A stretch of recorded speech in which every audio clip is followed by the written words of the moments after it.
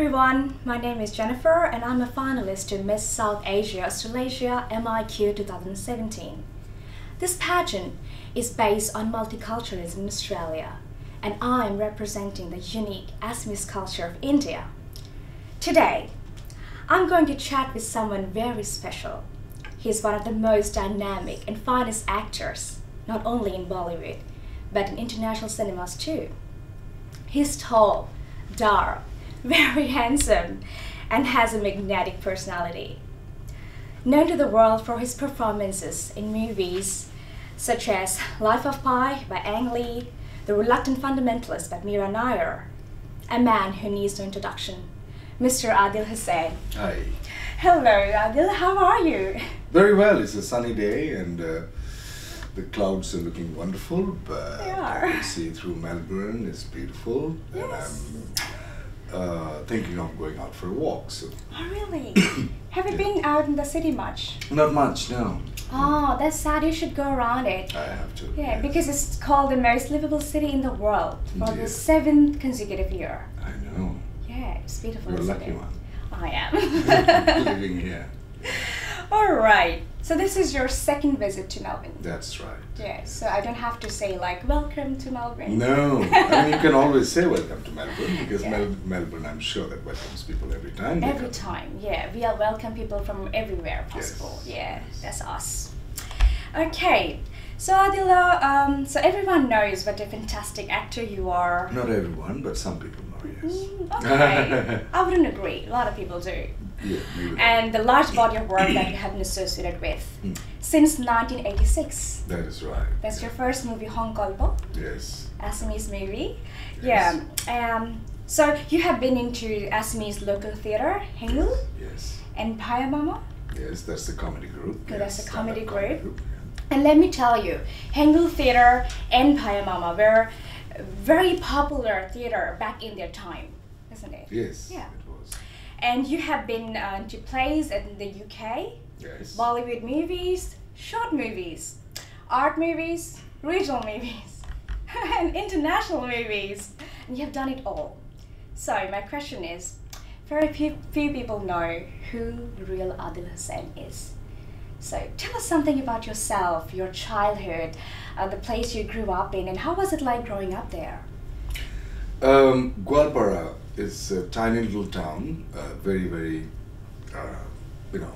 backward. The newspaper used to come three days after it was published. That's where I grew up. It's on the river Brahmaputra, which is one of the most, I think that's the largest, widest river in India. And very beautiful, extremely beautifully, somehow, it used to be like that at least when I was there. It's quiet and hills on my left as soon as I come out of my house, of our house. 50 meters away there's a huge hill, and if you look to the right, blue hills. Wow. Around 7 kilometers away. So it used to look great, and we have a pond at the back of our house. Every household has a pond Yes. to, have their fish, for fresh fish from the pond. And if you walk for a kilometer, you have this Brahmaputra river. So till I came to Delhi, I didn't know that my town was so beautiful because I thought this is normal. It wasn't normal. It was amazingly exceptional. So that's where I grew up. Neighbors were amazingly friendly. We used to steal mangoes and lychees from a neighbor's garden, and so many things. I mean, we did naughty things. Okay. It was amazing, and we all knew each other. Everybody knows each other, and so everybody would know what we are eating every meal. I mean, in every meal, my father would be reported that, oh, that household has just found some new fish from that pond and they haven't given it to us this time, so I think we should, rethink about our relationship. So you could smell each other's kitchen. Totally, yes. There must have been some childhood. It is. Yeah. It's a childhood with a lot of, But the warmth of the people in our town was amazing, and I mean, there will be always jealousies and envy and all this competition. It will be there. We are human beings, and we always would nurture somehow the other, because it feels very good to have those emotions which we mistake for driving forces. Like a driving force, if we are angry with somebody and if we are jealous of someone, then we can change those emotions. We can find a better place to operate from. But we don't. We think those are the emotions which are because those are the emotions which are very powerful, which makes you feel like you're alive. When you're angry, you're like, oh, Yes.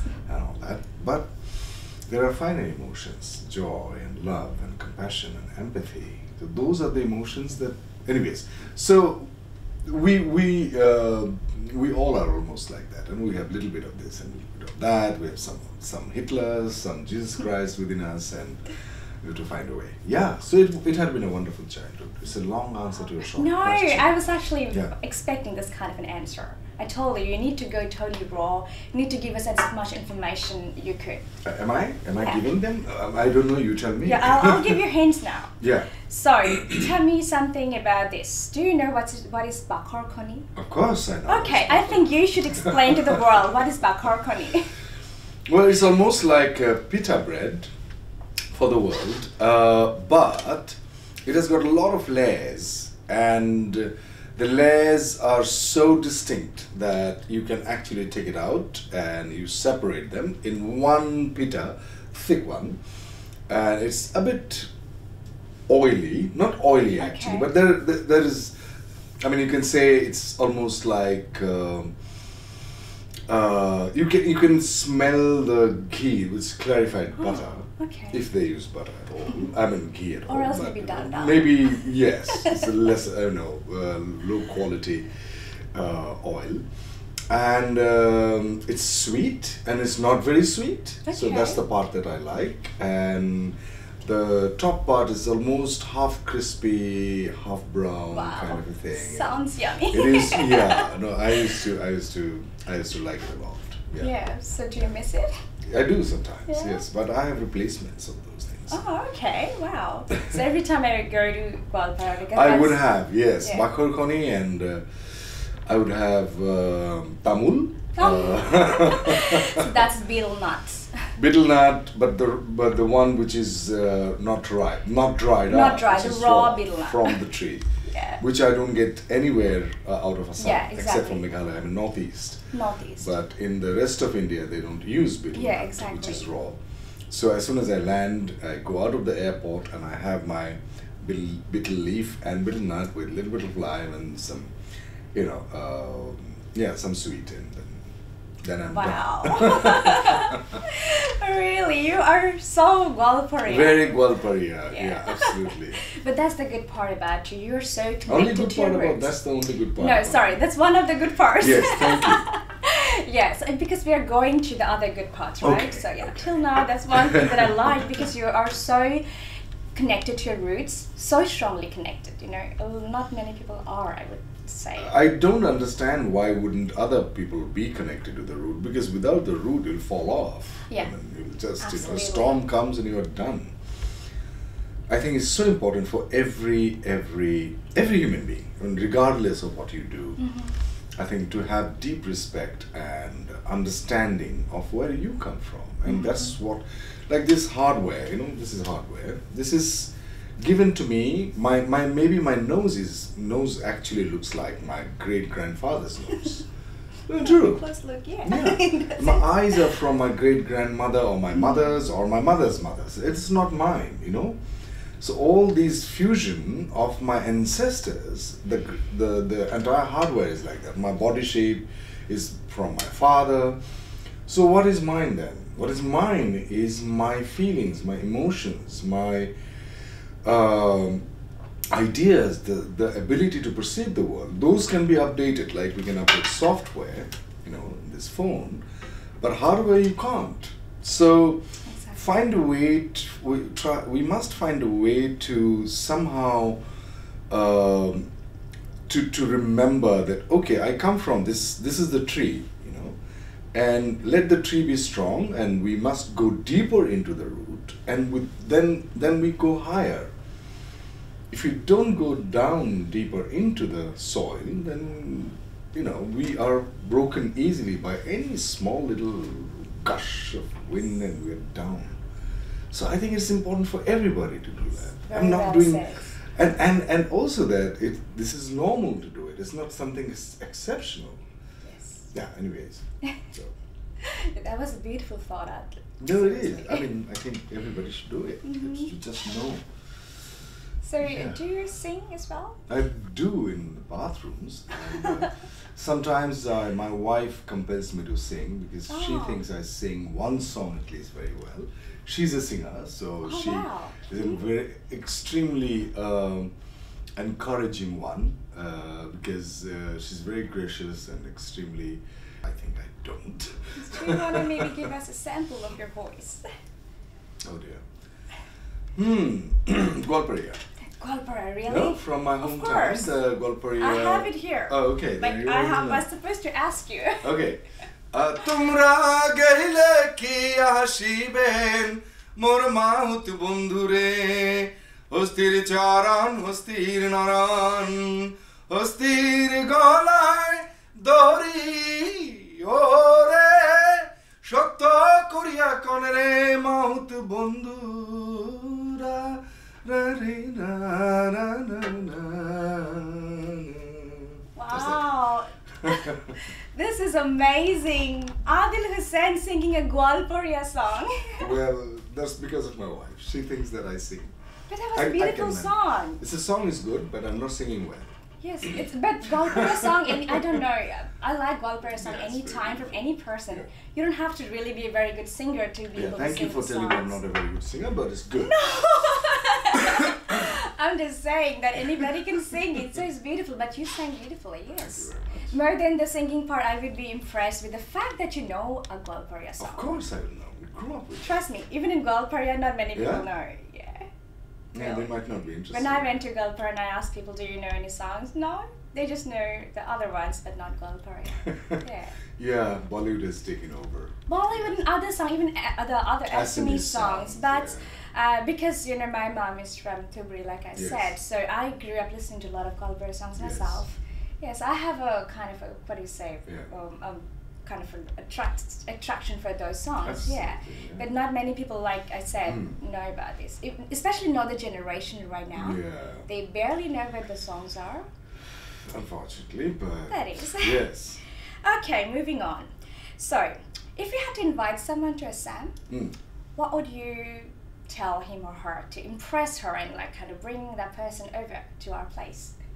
I'll tell her that if you don't come to Assam, because if you come to Assam, you'll become a sheep and you stay back. So if you want to become a sheep and stay back, then please come, because the metaphor is a metaphor. Yes. And we had, once upon a time, the legend says that we had a lot of magicians, black magicians.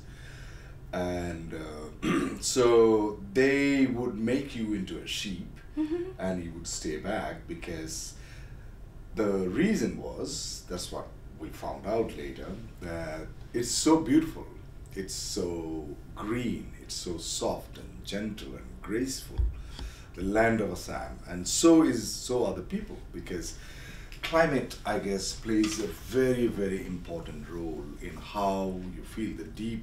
The deeper psyche of a human being is very much connected to the outer weather, the kind of harshness of the land would make you harsh, the softness of the land. Like, for example, if you go to the backyard of anybody's house in Assam, we will have so many different leafy green vegetables we don't even grow them, it just grows. Yes. So and that's the downside of that, is that we are very lazy. So we don't work hard because we didn't need to work hard. So when people from outside, they came to Assam, they thought, oh my God, this is paradise. There are ponds and there are lakes and fish is in abundance. You have to just put a fishing stick and you have fish. Yeah. I used to remember that I used to take a piece of cloth, this this length of cloth, and then we would do this, and there will be shrimps inside the cloth from the pond, back, and my mom would fry it crispy with onion, and we would eat it. Sorry, vegetarians, but this is how we used to be. And people are, because of the landscape, I guess, and I'm not an anthropologist, but I guess the relationship between weather and the landscape is so important. So it influences the kind of behavior it would have, the emotional reaction that people would have towards other people or things in life. So people are soft and gentle. They have learned to become now a little clever and but they're still the most amazingly well-behaved and amazingly beautiful people, and emotionally extremely what do you call that? Exhibitory. They exhibit their emotion very well. Very expressive. Express it like anything. And like, I am from Assam, and I guess I'm one of the actors, apart from Seema Vishwas, who is in Bombay, who's doing films internationally and nationally. So there's so much in love, and this, I don't see it in any other state. Yes. And I feel that all the blessings that I have from all the Assamese people, maybe few of them, they don't like me, but I don't know. I don't know. I'm just saying. So they have this amazing blessings, and so if you go to Assam, you would fall in love with Assam, and you will stay back in Assam. So take your pick. If you want to be there, then I can vouch for it. Okay. So tell us, how did you make the journey to Bollywood, or acting as such? So you are also into stand-up comedy. Yes, I was. Yeah, but you don't do much of it now. I don't get to do it. Yeah.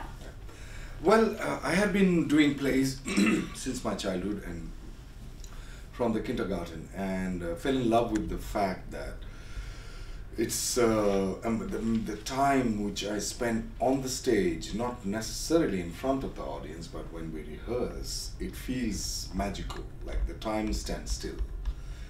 It doesn't move. That you rehearse for 4 hours and you felt, oh, 4 hours is over, 4 hours are over, it felt like 2 hours or 1 hour, depending upon how engaged and how involved you are in them.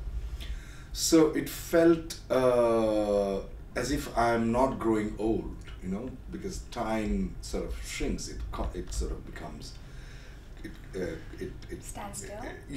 It condenses itself.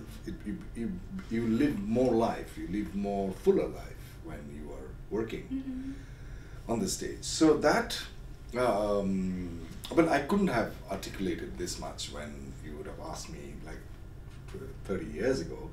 But this is what I feel now. And so that kept me going and made me fall in love with acting. And then I came to know about National School of Drama, which is National School of Drama in New Delhi. That's the only premier institutions where they teach acting, and it's free of cost. Okay. So if you get a seat, you get a scholarship.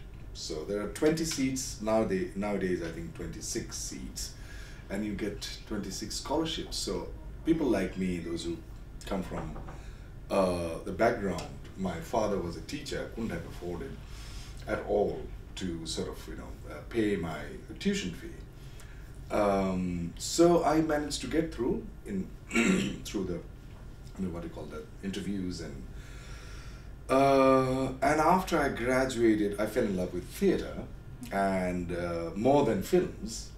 I wanted to be a hero in Bombay when I joined National School of Drama, but after I joined National School of Drama, I met these amazing teachers. One of them who lives here in Melbourne, whose name is Arjun Raina, whose wife is an amazing dancer, Odissi dancer. She's Monica Singh. So they made me fall in love with theatre. It's almost tricked me into falling in love with acting on the stage. And so I didn't go to Bombay. I didn't go to. I fell out of love of films.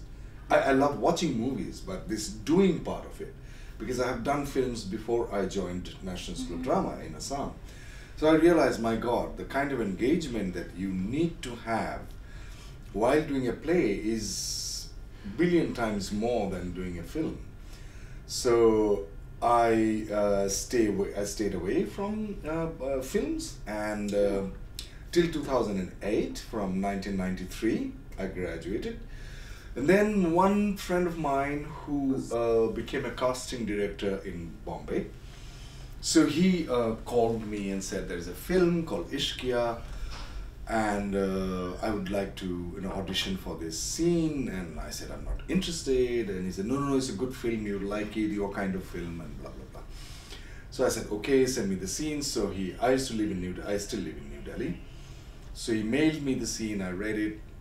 Then he sent one cameraman to do the audition, and I told my wife to play the other role. And finally the director came to Delhi to meet me and said, I would like you to act in this film called Ishqiya. So Vidya Balan was the woman who played the other role.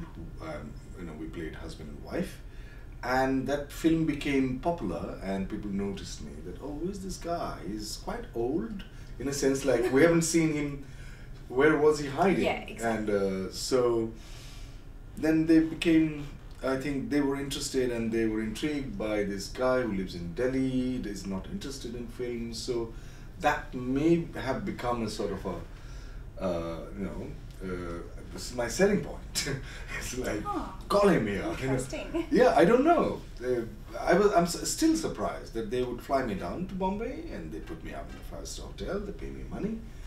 And there were so many other actors in Bombay, but they would take me from Delhi. So I guess I'm lucky, and I'm grateful that this is happening. And I'm grateful to the commercial films that they gave me money in order to subsidize my involvement in a film like this one that I'm here for, Mukti Bhavan or Hotel Salvation. Right. They can't pay these small independent films. Mm-hmm. Yeah, so that's my journey in a nutshell.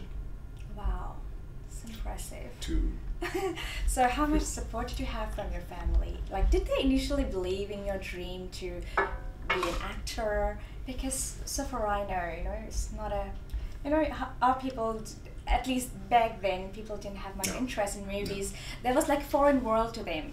Yeah, it's like dream world. Yeah. And if you think of movies, that's not for you. You're just on the television, so that's not our lives. They can't connect to movies. No, they were absolutely not. My father was totally against my decisions, and he thought I'm just daydreaming. And so he said, those things are fine, but you have to, real work. What's your real work? I said, I want to be an actor. And he didn't take me seriously, but when he saw I'm away from home, I'm participating in all these All Assam drama, one-act theatre competitions, play competitions, and I won prizes. Still, he was not convinced that I am what he was. He might have thought that he's good, but how would he live his life? And there is very little chance that I would become an actor who will be paid. So he was worried about my financial, necessities, which, I need to look after myself, and if I happen to get married, then, if my wife decides not to earn, then also support the family. Yes. So that was his worry, and unfounded, but it's true. So he didn't speak to me for quite a few years. Wow. And then finally one day he saw my interview on BBC, 2003, before I started doing Bollywood films for theatre. So I came home, and I didn't know that BBC had already aired that program, and I came home, and my father looked at me and said, you must be doing something good. Like, why do you say so? Because I saw you on BBC. I said, oh, you trust BBC more than your son? Yeah, he said, well, okay, you know what I mean. I said, yeah, Dad, I know what you mean, but that's not fair on your son. You should trust on your offspring, the kind of passion. You must recognize the passion the other person has.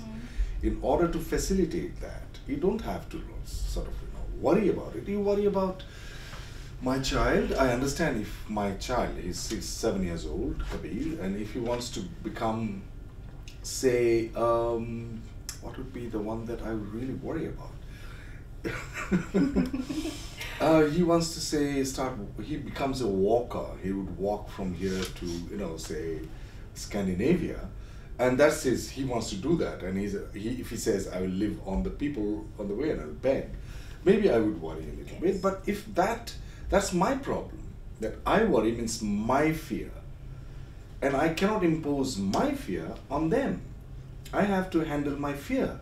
But if the other person is happy doing what the other person is doing, if you really love your son or your offspring or your friends or whoever, then let them do what they want to do. Yes. Don't stop. If you can't facilitate that, don't stop them. Don't discourage them. That's a terrible thing to do. So, I'm saying this, I have to walk my talk with my son, so let's see what happens. Time will say that, oh, Adil Hussain, you lectured a lot, let me see how brave you are as a father. That could happen. Yeah.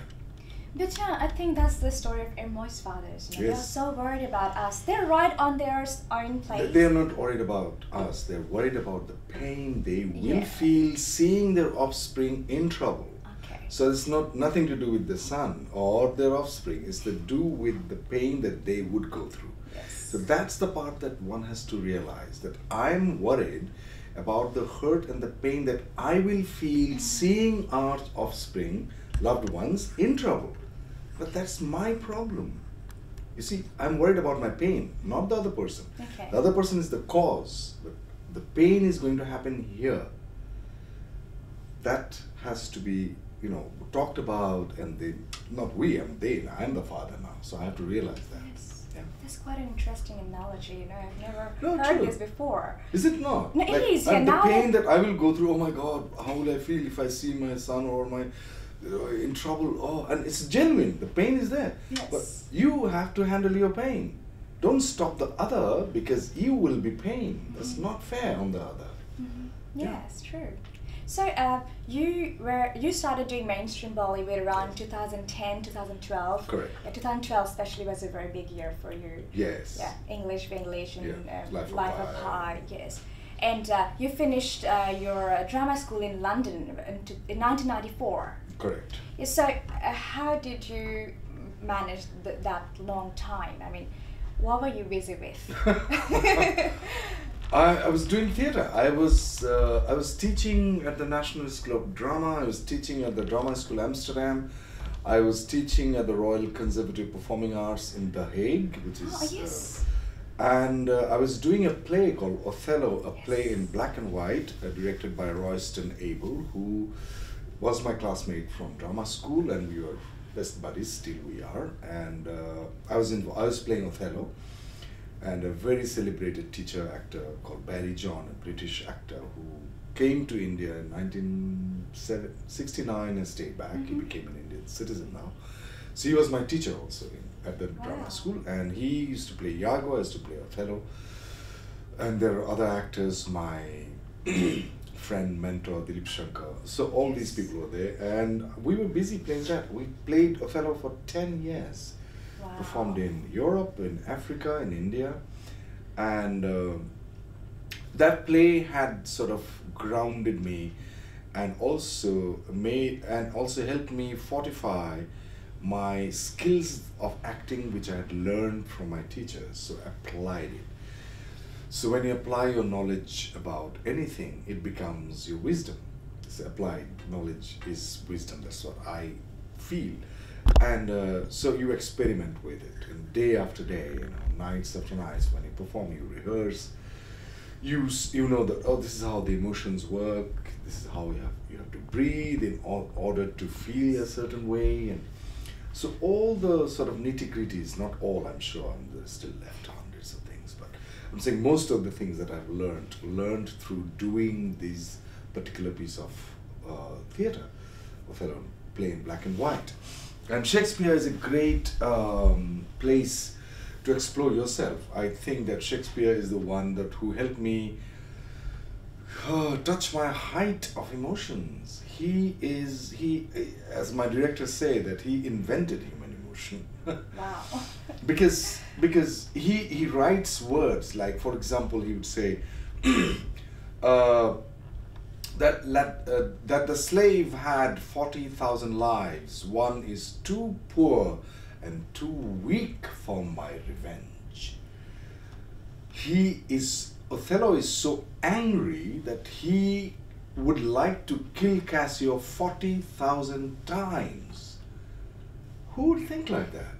That had it pleased heaven to try me with affliction, had the rained all kinds of sores and shames on my bare head, given to captivity me and my most hopes, I should have found in some place of my soul a drop of patience. But there, where I have gone out of my heart, there I must live or bear no life. And then he says, it's amazing, he's so good. He says, arise, black vengeance, from thy hollow cell, illed up, O love, thy crown and hearted throne to tyrannous hate, swell bosom with thy fraught for 'tis of aspic's tongues. So I can't imagine any other writer in the world so far in the history of literature has written these kind of words, except for maybe Sophocles in Oedipus, and with such larger than life and yet so true. Yes. You know, it's like this kind of painting. It's not true, but it actually evokes something within you which you cannot articulate except for Shakespeare could. And then, so I had that opportunity to learn acting through Shakespeare and to internalize the emotions, to find the truthfulness, genuine emotions within, and to express it through theatre.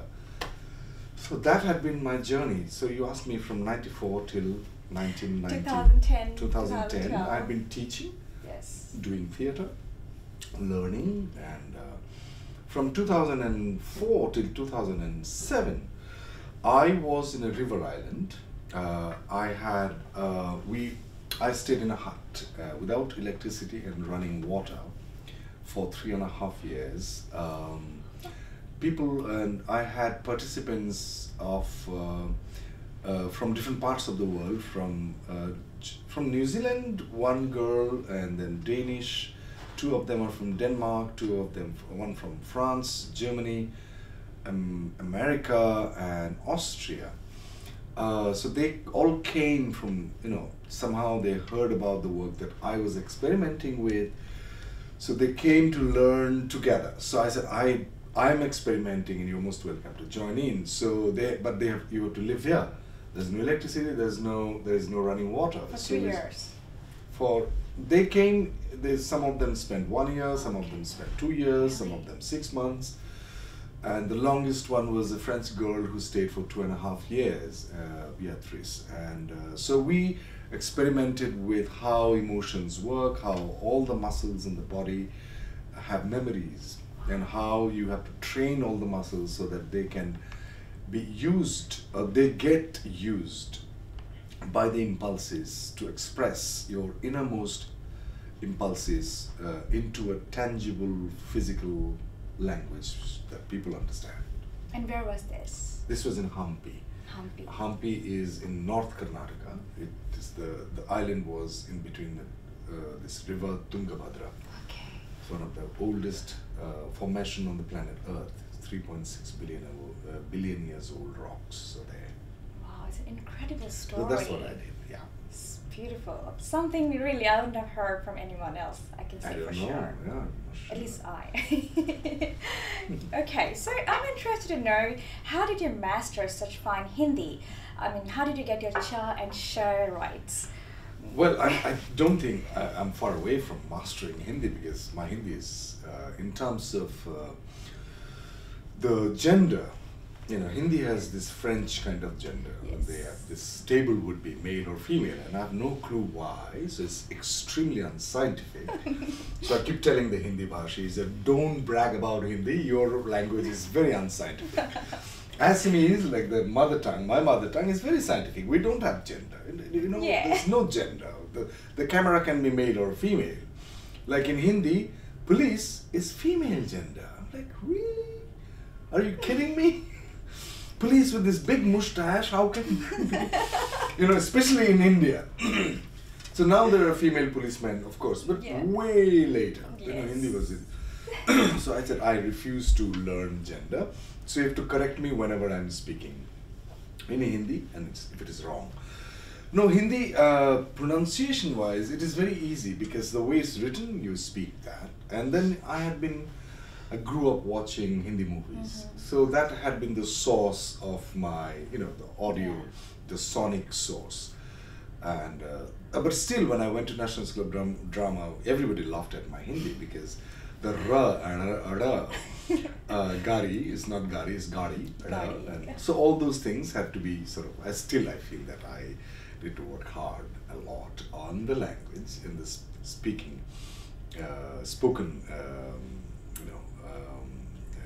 knowledge is not really as much as I should actually have. Yeah, but considering the fact that we Assamese find it very hard to get rid of our NTI. Yeah. So that's the reason I asked you, because you're doing fairly well. I'm doing okay. Because I had good teachers who taught us. Yeah, we had diction teachers and accent teachers. So they were very good. Do you also speak Bengali? I do, yes. And what are the other languages you do speak? Hindi, English, Bengali, Assamese, functional Dutch, and all the dialects of most of the dialects of Hindi. Not so much of Punjabi, but I can pick it up if I had Haryanvi, Bhojpuri, you know, sort of general Bhojpuri, and that's it actually. Not much. I wish I knew Tamil or Malayalam, or French for that matter, or Spanish. I like to learn Spanish. But you know a lot already. No, Spanish and French, if you know, and English, then it's absolutely fine to travel across the globe, you know. So, because they conquered the world, unfortunately, but that's how it is. Yeah, so you've also done a lot of regional movies. Yes. Like Tamil, Bengali, Assamese, of course, Gujarati, Malayalam. Not Gujarati, Marathi. Marathi, sorry, yes. I did a Norwegian, and a French, Wow. It's impressive. Mm. I had to go to the list of the work you have done, and I couldn't remember anything at the end. I'm quite old. Yeah, 1986, right after my birth. Right, that's true, yeah. Yeah. Okay, so I don't know if I should ask you, but still, which has been your most challenging project so far, and why? I wrote the script in 2008, sent it to me, and I read it, and it was so the role is of a policeman. It's the lead role, and whose daughter was kidnapped when the daughter was 10 years old and was kidnapped 10 years ago. So for the last 10 years, he had been looking for his daughter. And the trauma, the pain of the parents. So the film is focused on the pain of the parents, the traumatic experience, the tragedy of the parents, rather than focusing on the daughter. Because nobody talks about the parents. They also go through this huge pain. We have a lot of films on trafficking, but we don't have, you know, an entire film dedicated towards what they go through. So that was very difficult for me to sort of, you know, to even imagine. I don't have a daughter. To have that intensity of pain. Well, thankfully, again, Shakespeare came in to, you know, help. And so to prepare, I had to just read the script again and again and imagine. And the director who lives in Sydney, his name is Parthu Gupta. He's doing his second film called Slam, by a very famous. He has a very famous Arab actor called Adam Bakri. So he and I, we chatted, and so that was the most difficult role that I've ever done, and it's on Netflix. Yeah, I'm gonna watch it tonight. After we did the film, and we got. Sorry, just 1 second. Don't clap too, because the camera stopped here. Yep. 20 minutes. Okay, sorry. Continue. It's all good? Yeah, start. Keep continue. So that film, after Sunrise, when it was first premiered in Busan in South Korea, and it got an amazing review from the Hollywood Reporter, from Variety, and across the globe. It got released in Germany, in France, in America. Wow. So that also had been a very, those who are in the film industry and has seen the film. So my career, it's sort of for me, that film is a rock solid step in terms of credibility as an actor who can do certain roles, and I didn't know that I could do. And when I saw it, I was like, that's interesting. I believe you, Adil. So that's the most difficult one so far. And that's an art movie, I believe. It's an art house film, yes, of course. Wow. Yeah. I must watch it, actually. Yeah. Maybe tonight. That's my plan. And you've done so many genre of movies and different platforms like theatre, Bollywood, Yes. international movies. So what is it that you enjoy the most? I enjoy doing theatre the most, and there's no comparison at all actually with film and theatre, because I think for an actor it is an actor who has done serious theatre, extremely rigorous, vigorous theatre, and fanatically involved in theatre.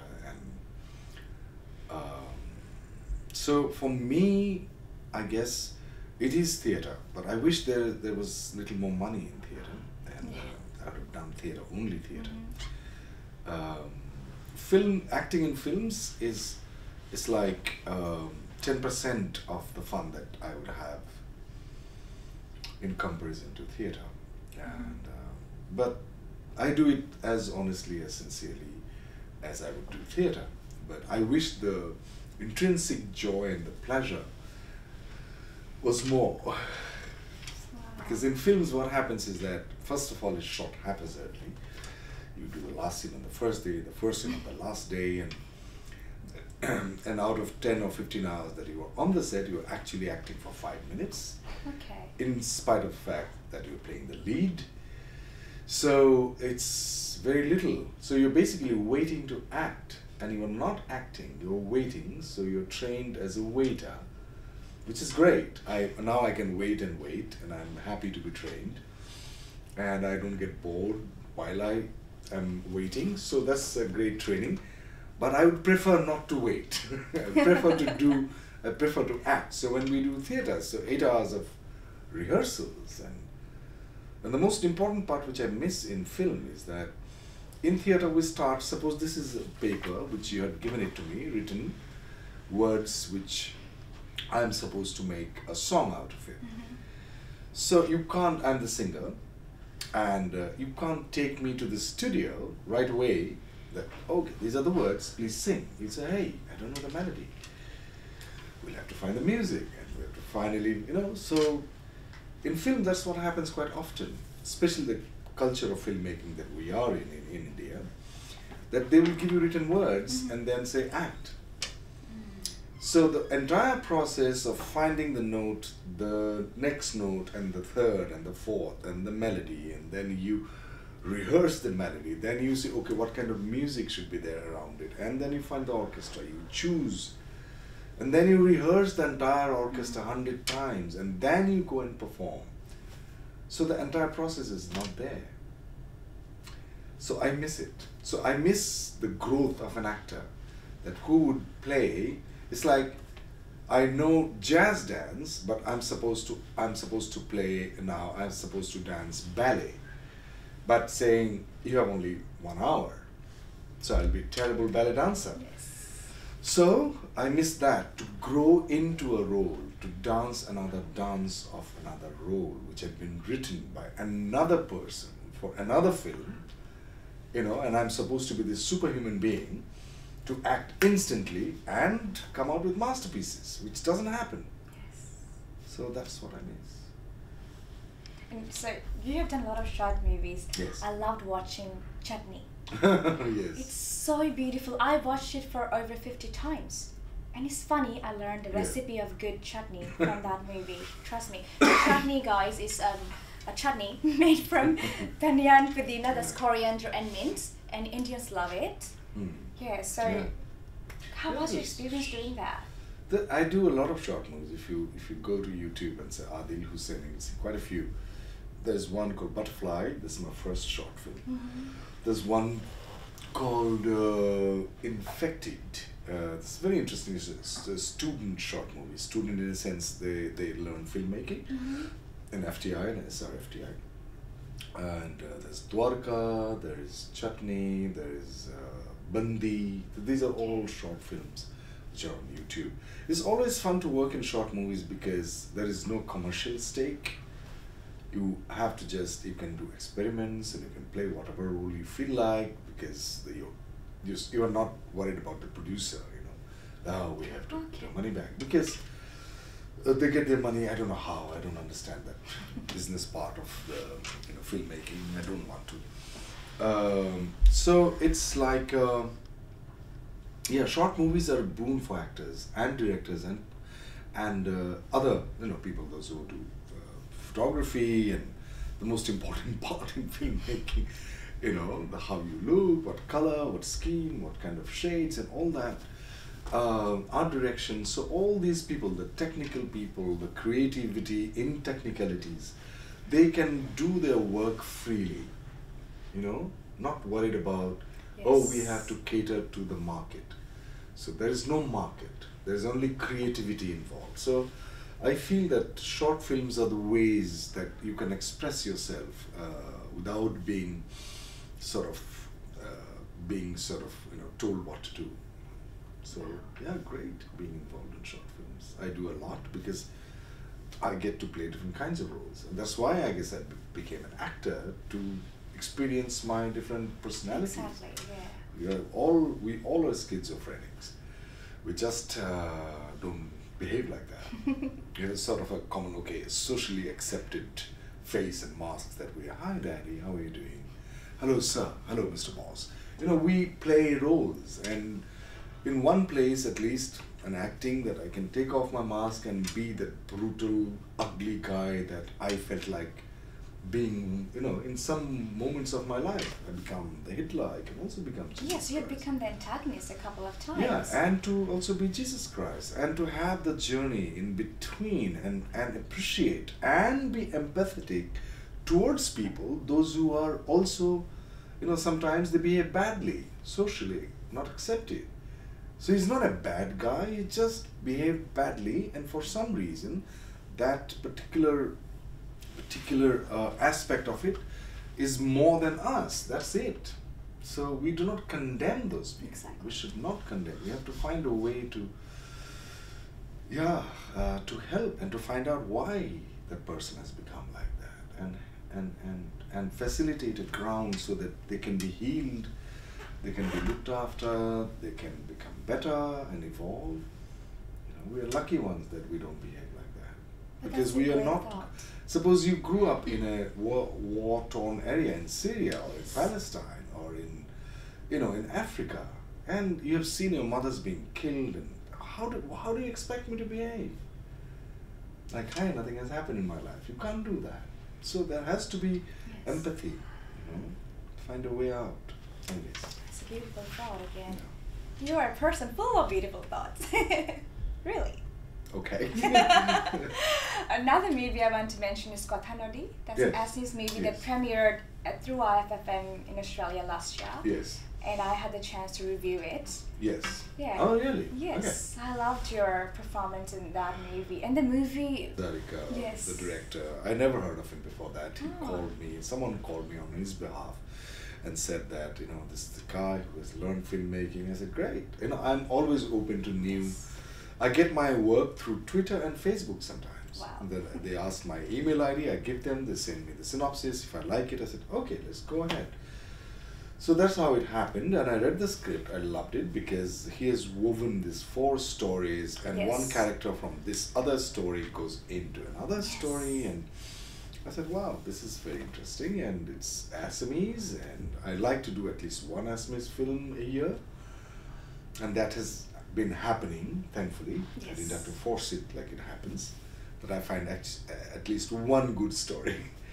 And so that's how it happened, and I was in one of the stories, Yes. And I had 7 days, so I went to Assam, we shot it, came back. I had no idea how I did, and so finally they put the whole film together and saw the film, and I thought, wow, it's very dark. That's the first thing which came to my mind. Very dark story, you know. But at the same time, so he wanted to also talk about which we don't talk about, and that's important. It's in my vocabulary, we call it transgression, that we transgress our moral boundaries, and that's how artists should be, that you transgress your moral boundaries, your boundaries of sense of right and wrong. Your value system has to be smashed, has to be trampled upon, killed, and then you find newer values, so that you become wider and larger than the rest of the humanity, so that the rest of the humanity look at you and say, oh, we can be way more large-hearted than what we are when they come to see a performance. So that's how I think, that's why I like Bhaskar's film, that he has said, okay, we had read the stories when we were kids and it has been sugar-coated and all that, but let's look at the dark side and see it's okay. It's not too bad to be in the dark side, but we aspire for the lighter aspects of life. Yeah, so I love that film. Yeah. But I love the way he intertwined the four stories Exactly. that we kind of grew up listening to, the folklores. Yes. And the way he presented the movie was beautiful. We were so awestruck when I watched the movie for the first time. Yes. I think I gave it 10 on 10 to that movie on my review. Very, very biased towards the Assamese. No, but I love the movie. A little bit, yeah. Okay, so you have received a national award this year. Yes. A special mention jury category. That's true. For Mukti Bhavan, the one we watched, the one that premiered day for yesterday in Melbourne. Right. And the other is Majrati Katiki, Correct. the Assamese movie. Yes. So, has this awards like changed your game in any sense? I don't know. I guess it always is.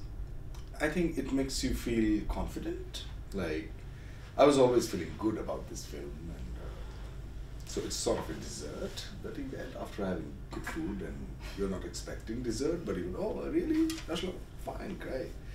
That's how I felt actually, and but also the fact that for other people it makes a huge difference. That okay, now I'm the national award winner, actor.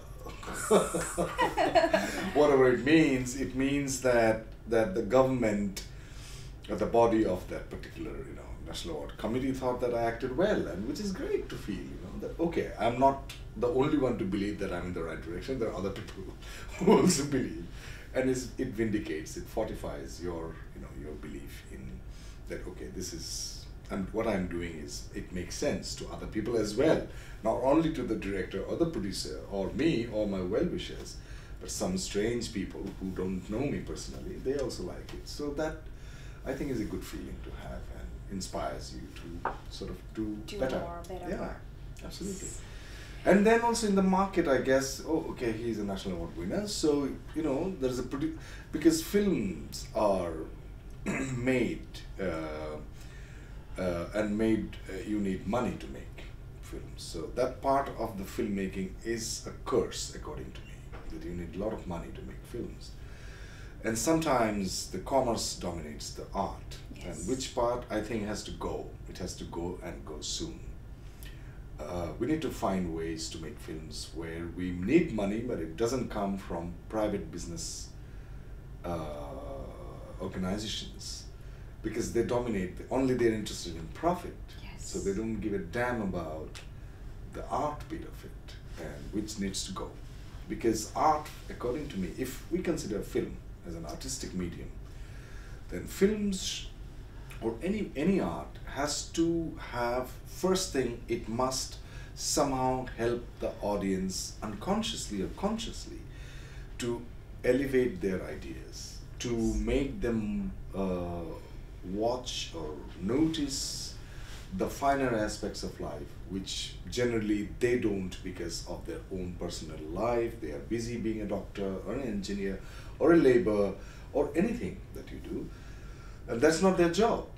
The job of an artist or an actor or a filmmaker is to go beyond the veneer of life and to show the workings behind the veneer. Why am I behaving the way I'm behaving? Why? The whys have to be captured. I think art should do that, even paintings, Yes. or dancing. So when art is given into the hands of businessmen, then we are in trouble unless that specific business person is a lover of art.